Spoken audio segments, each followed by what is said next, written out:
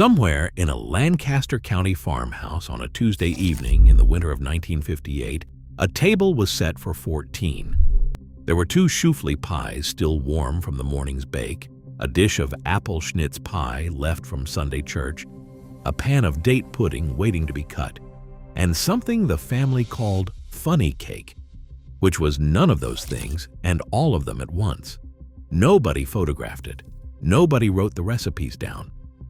The grandmother who set that table learned from her mother, who learned from hers, in a line that ran through kitchens the way rivers run through good farmland, quietly and without announcement. Most of what was on that table has left the American kitchen almost without a trace. 20 desserts made from scratch in plain communities, while the rest of the country was learning to open boxes. This is what they were. Shoofly pie is a molasses crumb cake baked inside a pie crust. The fact that this needs explaining tells you how far it has traveled from home. The filling is molasses, baking soda dissolved in hot water, and an egg. The crumb topping is flour, butter, and brown sugar worked together until coarse. A wet bottom shoofly leaves a glossy, gooey molasses layer beneath the crumbs. A dry bottom mixes the crumbs into the filling before baking and produces something closer to cake. Food historian William Woys Weaver traces the pie's origin to an 1876 centennial cake recipe at the Philadelphia Centennial Exhibition. Pennsylvania Dutch cooks placed that cake into a pie shell sometime in the early 1880s because a slice was easier to carry than a square of cake. By 1920, Good Housekeeping had named it a quintessential Pennsylvania Dutch dish. It declined as molasses fell out of American cooking, replaced by refined sugar and then corn syrup. Outside Lancaster County, most Americans have never tasted something that smells like caramel, coffee, and warm earth all at once. Sugar cream. Sugar cream pie is what happened when an Indiana farm wife needed to put dessert on the table after the last apple was gone. Cream, sugar, flour, vanilla, a pinch of nutmeg, stirred together in an unbaked shell, sometimes mixed right in the crust with a finger to keep from whipping air into the cream and wrecking the texture. The earliest known printed recipe dates to 1816, the year Indiana became a state. The Swiss Amish communities around Bern in Adams County are credited with spreading the recipe across Indiana through the 19th century. In 2009, the Indiana Senate adopted a non-binding resolution declaring it the official state pie, though the bill never became law. It declined outside the state because a badly made sugar cream pie separates and weeps, and a well-made one demands a specific attention that commercial production cannot sustain. The first cold slice, eaten the morning after it was made, is as smooth as warm silk, with a cinnamon-dusted crust on top that shatters slightly before giving way to something quietly and impossibly rich. Apple schnitz pie. A schnitz is the Pennsylvania Dutch word for sliced, dried apples. Apple schnitz pie is made by soaking 1 pound of those dried slices overnight, cooking them until soft and mashed, then seasoning the thick, dark result with cinnamon, cloves, sugar, and orange juice before pouring it into a double-crusted pie. The finished filling has the consistency of apple butter and a flavor more concentrated than any fresh apple pie, a distillation of the fruit rather than the fruit itself. This pie was the standard dessert at the Sunday fellowship meal in Lancaster County Amish church districts throughout the 19th and much of the 20th centuries. One first-hand account describes an Amish mother baking 40 of them for a single service where several hundred people were expected. The pie declined in mainstream kitchens when the practice of drying fruit for winter use gave way to year-round fresh produce. The apple that goes into a schnitz pie has been through months of patient preparation, and that patience now feels like a luxury. Oatmeal pie. Oatmeal pie exists because of scarcity, and it has outlasted the scarcity that made it. The connection most often cited goes back to the Civil War, when pecans from the South were difficult to obtain in northern communities, and someone substituted quick-cooking oats for the nuts. The filling uses the same base as pecan pie: eggs, corn syrup, brown sugar, butter, and vanilla.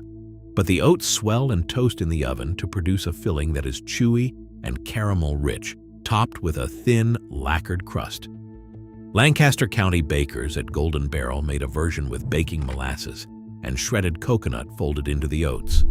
Known in plain community cookbooks as poor man's pecan pie, it also showed up in Depression-era church recipe collections across Ohio and Indiana. It declined once pecans became cheap and widely available, quietly retired as a substitute even though many who tried both genuinely preferred the oats. It smells like a bakery, and it tastes like something between a brownie and a pecan pie that learned humility. Apple dumplings. An apple dumpling is a whole peeled apple, cored and sometimes stuffed with raisins, butter, and brown sugar, wrapped completely in homemade pastry, and baked in a cinnamon spice syrup that caramelizes around the dough during cooking. When done right, the pastry is tender, and the filling becomes syrupy and warm. Recipes appear in American cookbooks as early as the mid-1700s. Food historian Bruce Craig noted they were popular partly because apples grew so abundantly. They are closely associated with Pennsylvania Dutch cooking, appearing at the historic Ephrata Cloister annual Apple Dumpling Festival each fall, and in Lancaster County bakeries through harvest season. Thomas Edison was reportedly one of their most devoted admirers. They declined as an everyday dessert because they require real commitment, homemade pastry, individual wrapping, and careful syrup work. The commercial version made with crescent roll dough and canned syrup exists and is eaten, but it is not the same thing. When the pastry is homemade and the syrup has reduced into something thick and dark at the edges of the pan, a dumpling is a complete meal in the shape of a dessert. Amish date pudding. Date pudding is one of the more unexpected fixtures of Amish communal cooking. Dates have no agricultural connection to the farm communities of Pennsylvania, Ohio, and Indiana.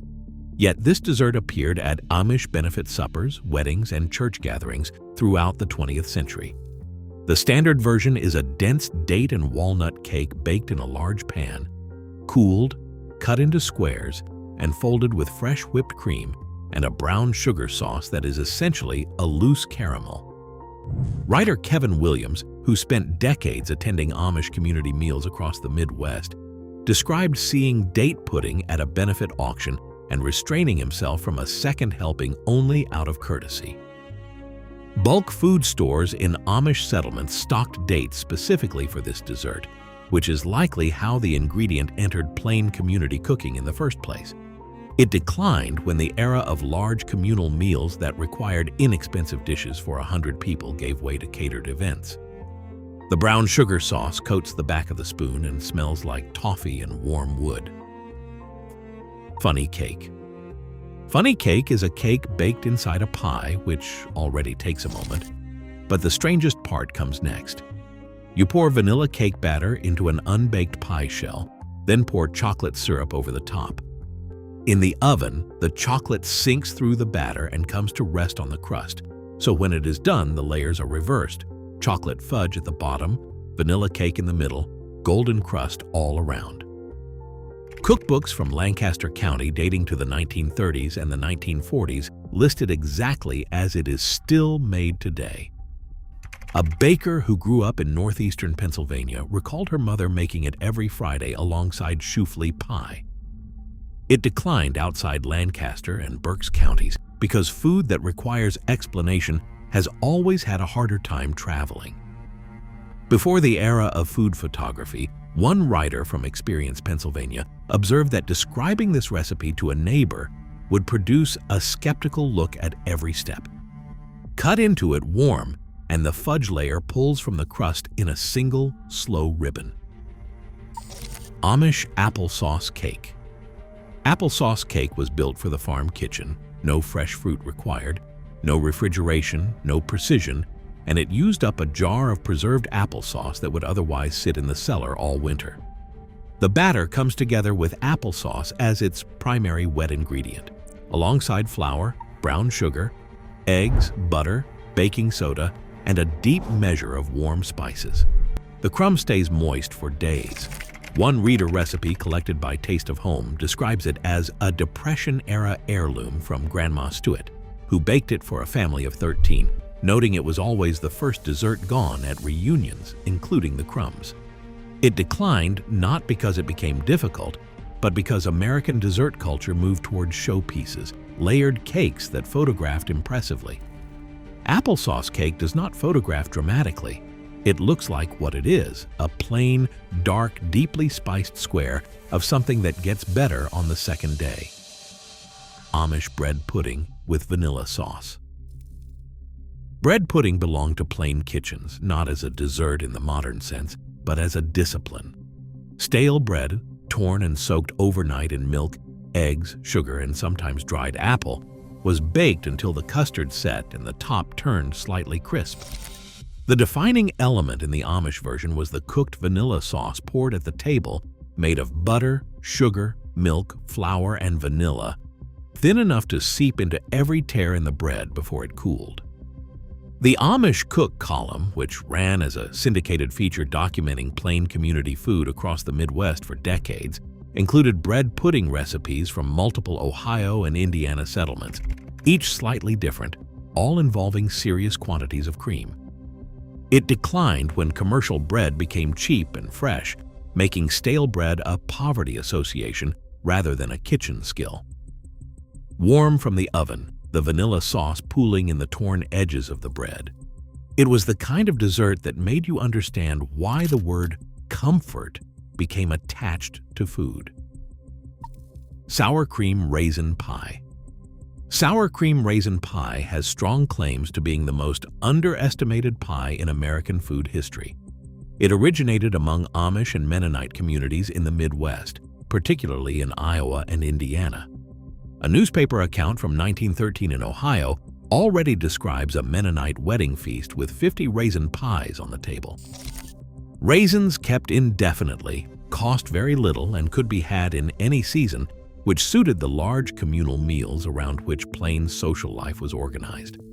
The sour cream version builds those plumped raisins into a spiced custard of egg yolks, sour cream, cinnamon, and cloves, cooked until thick and topped with meringue toasted golden. It is at once creamy and tangy and faintly spiced, the raisins adding deep sweetness. If your grandmother made this pie for every potluck and church dinner, the one she never had to write down because she had made it 300 times, leave a comment. A lot of people are looking for this recipe and do not know where to start. Amish vanilla pie. Vanilla pie sits alongside oatmeal pie and sugar cream pie in old Midwestern community cookbooks, all three grouped under the quietly telling heading of desperation pies, made for the moments when the fruit barrel was empty and someone still needed to produce dessert. It is a cooked custard of water, brown sugar, flour, eggs, vanilla, and butter, poured into a pie shell and covered with a crumb topping of flour, sugar, and more butter. The result is sweet, plain, and exactly what it sounds like. It was a regular at Amish church meals and community suppers throughout Indiana and Ohio in the mid-20th century, listed in the Amish Cook column as a recipe passed between households so many times no one was certain which family originated it. It declined because it asked a modern audience to accept plainness as a virtue rather than a limitation, which is a harder sell than it sounds. The crumb topping bakes golden and slightly crunchy, and underneath it the custard is pale and warm and tastes like every good thing a kitchen can smell like on a cold morning. Amish stack cake. Appalachian stack cake and its plain community cousins in Pennsylvania and Indiana are made from 5 to 7 thin spice cake layers, each baked separately, stacked with sweetened dried apple filling between every layer, then wrapped in cloth and left for 2 or 3 days before cutting. During the rest, the apple filling softens the cake layers from the outside in until the whole structure becomes moist and unified in a way that no fresh cake achieves. The layers themselves are barely sweet, made from flour, molasses, sorghum, buttermilk, lard, ginger, and baking soda, closer to gingerbread than a celebration cake. In early Appalachian and Plain community tradition, wedding guests each brought one layer, and the height of the finished stack was a rough measure of how loved the couple was. It declined because it requires patience measured in days, and commercial food has no interest in a product that gets better after it is made. The first slice, taken after 3 days of waiting, smells like the inside of a root cellar in October.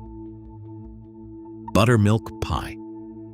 Buttermilk pie belongs to the same family as sugar cream pie and vinegar pie, the farm pantry custards made from what was already there. Buttermilk, a byproduct of butter making once present in every Plain kitchen, was sour and thin and cheap. When whisked with eggs, sugar, butter, flour, and vanilla, and baked in a pie shell, it produced a custard that was simultaneously sweet and tangy, the sourness holding the richness in check. Plain communities throughout the South and Midwest kept this pie alive long after most American households stopped making butter at home. An Amish community cookbook recipe from Ohio describes the filling as thin enough to worry you before it bakes, and thick enough to slice cleanly once it cools. It declined as commercial buttermilk became widely available because it lost the specific sharpness of fresh farm buttermilk and because the American palate moved away from desserts that tasted deliberately sour. The slice eaten cold the morning after it was made, standing at the counter before anyone else was up, was the one every person who grew up with this pie remembers. Amish lemon sponge pie. Lemon sponge pie performs a small act of chemistry while it bakes. The batter, mixed together as one uniform liquid, separates in the oven into 2 distinct layers, a dense, creamy lemon custard at the bottom and a light sponge cake on top, all baked directly in a flaky pie shell. The egg whites, beaten to stiff peaks and folded in, rise through the heavier custard during baking and set into the sponge above. Pennsylvania Dutch writers who grew up in Berks County and Lancaster County describe it as a weekly presence at the Sunday dinner table, routinely overshadowed by Shoofly Pie in the recipe books, but no less loved at home. Cooks who grew up with it tend to rank it above nearly every other fruit custard pie they have tried since. It was a natural spring and summer pie in kitchens without air conditioning, and it declined precisely when year-round availability of every flavor made seasonality irrelevant. It tastes sharp and clean, like something that woke up. Amish pumpkin custard pie. Amish pumpkin custard pie is not the canned pumpkin Thanksgiving pie you already know. The Amish version uses fresh cooked pumpkin, lighter in color, less fibrous, and more mildly flavored than the processed kind, and the custard is built with more eggs, more cream, and less spice. So the pumpkin itself, rather than the cinnamon-nutmeg blend, carries the flavor. In Ohio and Indiana, Plain communities, pumpkin was grown specifically for baking, with certain varieties selected over generations for their sweetness and low water content. The pie was a fall staple at community dinners from harvest through early winter, made in large batches and stored in the cellar where cool air kept the custard firm. It declined in home kitchens when canned pumpkin became standard mid-century, which standardized the flavor while flattening the variability that came from using a pumpkin you had grown and cooked yourself. A slice of the fresh cooked version is paler and quieter and more genuinely pumpkin than anything you can find on a grocery shelf in November. Amish friendship bread cake. Amish friendship bread began as a sourdough starter, a living culture of wild yeast divided, fed, and passed from neighbor to neighbor through Plain communities, carried from kitchen to kitchen the way a letter is carried with the expectation of a reply. The baked cake is a cinnamon sugar loaf made with the starter, oil, eggs, milk, and vanilla. The older version, made before powdered pudding mix became a common stabilizer, is more yeasty and tangy, with a crumb that pulls slightly the way sourdough pulls, and a cinnamon sugar crust on top that shatters when you cut it. The tradition documented at Amish Heritage describes the starter as something alive that moved between households and carried the character of the kitchen it came from. The starter on the counter, bubbling on the 6th day, smells like a kitchen that has been working for years. Fastnacht. A Fastnacht is a square or triangular fried donut made from a potato-enriched yeast dough, and it belongs to one specific day, Shrove Tuesday, the eve of Lent. The word comes from the German for fast night. German-speaking immigrants brought the tradition to Pennsylvania in the early 1700s, and mashed potato entered the standard dough around the turn of the 20th century. Giving the Fastnacht a soft, dense interior no modern glazed donut has replicated. Traditionally fried in lard, eaten plain or dusted with powdered sugar, or split and drizzled with molasses, they were made the night before to be ready at breakfast. Lore from Lancaster County says the last person out of bed on Shrove Tuesday was called the Fastnacht and teased all day. Frecon Farms in Boyertown now produces between 20,000 and 30,000 each year in the days before the holiday, suggesting the tradition is alive at home even as it has become invisible elsewhere. The lard-fried version, eaten the morning it is made, is the one worth finding. Amish raisin. Funeral pie. The name comes from practice, not sentiment.